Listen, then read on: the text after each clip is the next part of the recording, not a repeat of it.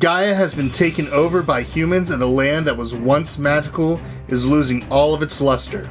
It is up to you and the other trusted elders of the Fae leader Titania to deploy Fae and dragons in hopes to bring back magic in the land on Titania Ascending. We're going to show you how to play through the two phases of the game, the Divination and the Ascension. To set up the game, players will need to take their map of Gaia, labeled for players with Roman numerals 1 through 6, and stack the mission cards Divination side down. Notice Divination side up, side down. Showing the Ascension side face up. On each player's sheet is a gray square with a map of Gaia. There are also columns A through F and rows 1 through 6. Surrounding the map is a purple border. We'll learn more about this in the Ascension phase. Below the map are banners of the citadels which hold the 6 shards of the crown of Gaia. We will divine the units needed to siege each citadel in order to rebuild the crown, allowing Titania to return Earth's magic. Below the citadels are the aids, Fae with special abilities that can be unlocked to help you in your adventure. Lastly, beside the aids are the boons you can spend together to unlock the Fae's abilities, helping you to mitigate risks and avoid certain doom. If you are using any fate cards, which have 3 levels of difficulty, green, yellow, and red, we're going to select 2 of them. Now, if you're new to this, they suggest just 2. Just 2. 1 green and 1 yellow. As you get a little more advanced, you can add some of the other cards in, and you can add more than 2. But for now, we're going to start with 2. We're going to choose them randomly from these colors, and we're going to put them face down off to the side. But we're going to take 1 rune, fate rune, for each card and place it in the rune bag, so we'll never know when we're going to need to choose a fate card. We begin the divination phase with the first 3 mission cards already flipped over. And we're going to choose 3 runes from the rune bag and place them under each mission card. This becomes our vision pool. We've paired up our mission cards with the runes. The most impish person is the one who's supposed to go first. So have fun choosing who that's going to be. Why are you looking at me? It's always you. Wow. Okay. That becomes the first player and the first one who chooses a mission rune combination. You must be able to draw the shape into this gray area on your map. The person who chose will choose which one they're going to take. You must be able to draw it in, and each player will also need to draw the shape. Everyone can choose how they turn the shape, which way you turn it, if it's flipped, if it's upside down, but there is a strategy to it. Once the first player has chosen which mission that they want to go on... I'm going with this one. You're going with that one. I'm going with that one. Good choice. They must be able to draw this shape on their card within the gray box area on the map. Okay. Each person who is able to will also draw this shape within the gray area. Everyone can turn the shape however they want to, but you want to strategize the placement. Oh, crap. The Fae unit symbols, as shown here, on the chosen mission card are drawn in the matching square. The Titania crest symbol, as shown here, is replaced with the Fae unit on the matching rune. The number that's on the rune would replace any dragon symbols on the card. Our card does not have any here, but had he chosen this one, this is a dragon symbol. Well, why didn't you tell me to choose that one? And would have gotten the matching number. If anyone marks on top of a crown with either a Fae unit or a number, you have divined the hallowed unit that will be deployed to the citadel in that region during round 2. Do you have any crowns covered? I do. I'm doing my little swirly thing. Which column? I'm doing a wisp and I'm doing a pixie. I've got it in column F. So you're going to go below into the banners. For banner F, we're going to mark whichever Fey unit you divined. So that's going to be Rakshasa. Right, so I'm going to put a Rakshasa in F. Okay. Very good. You'll mark that on the banner beneath your map. Only one citadel may be marked per turn.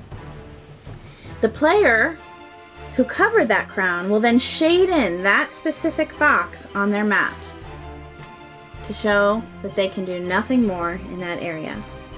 If anyone draws a Fey unit on top of a hammer, did you get any on top of a hammer? I did. Everyone gains the use of that matching aid and marks it off on their list at the bottom of the page.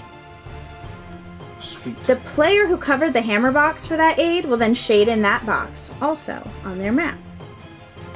Each aid may only be claimed one time and can be used as many times as boons are available.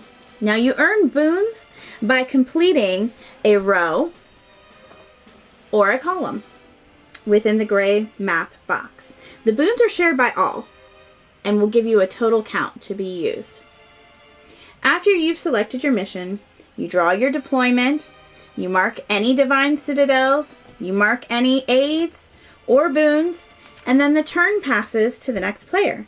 Discard the used vision and replace it with a new mission and a coordinating rune. But what happens if you pull out a fate rune? When that happens, you take a fate card and flip it over. Immediately resolve whatever the effects are. For example, this one says down together, meaning that when any player passes, the current phase ends. Other cards could be more difficult, like this one. It says each player immediately shade in 2 phase squares of Fable. Otherwise, shade in any 4 gray squares. Some cards will be permanent, some cards will be immediate. Play will continue in this round the same way until all of the hallowed units have been divined for all 6 citadels, ending the round. Be careful not to let this happen too quickly. That would be at the expense of not gaining the help of the aids that you need or gaining boons to be able to use those aids. Some points throughout the game you might get stuck. Well, that is where aids help. In order to use aids, though, you must spend boons. In order to use the phase help, you will need to spend boons.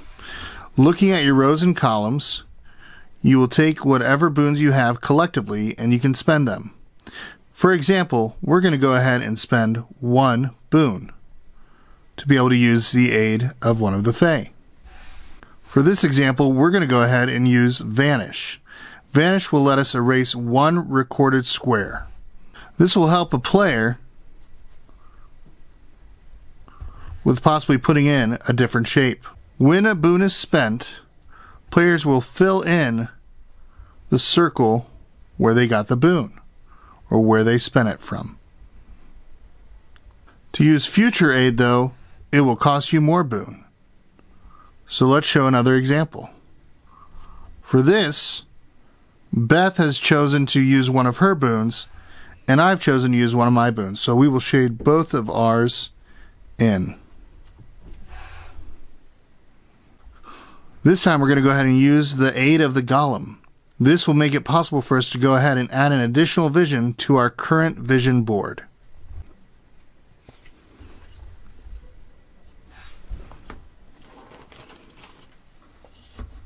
Remember, spend your boons wisely. You do not have to divine a unit each turn. But if you wait too long, one or more players may find they can't draw the hallowed unit shape. They must pass their turn. And if they do that, they have to continue to sit out the whole rest of the round.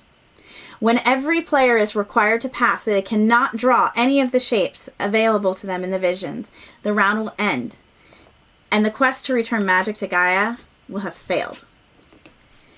For those who were able to successfully complete the divination round, you were able to divine all 6 units for the citadels, and not everyone has had to pass. Then you may continue on to the Ascension round.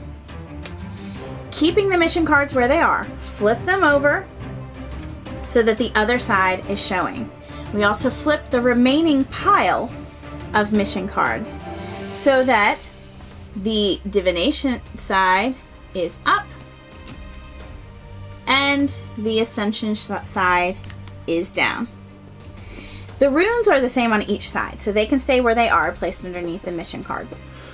The next player you left off on will select a mission card for which they are able to shade in the deployment pattern and fulfill the special mission given by Titania. Certain requirements are for whoever will or will not be used in that deployment. So the player who picked the mission will need to fulfill the special instructions by Titania.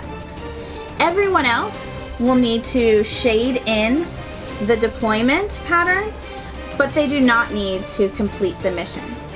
You are now able to use the shaded in purple area as well as the gray area you have already filled in with some of the Fey units and numbers. Take a look at the rune. Did you choose this one? I did. All right. You made sure not to cover up any Fey units. I didn't cover up any, I swear. Good. Look at the rune below the selected mission. If it's either a symbol or a number that matches one of your hallowed units divined to seize the Citadel, so any of the symbols down here in your banners, any player may shade in a matching Fey unit or number on their map, allowing you to send that unit to the Citadel to obtain the shard. Mark off that Citadel as complete.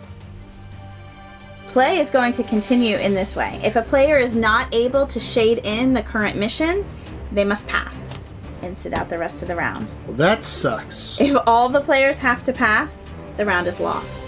The shards were not recovered to rebuild the crown, to return magic to Gaia. If the shards from all 6 citadels are recovered in time, though, the crown will be rebuilt and Titania will ascend once again, returning magic to Earth.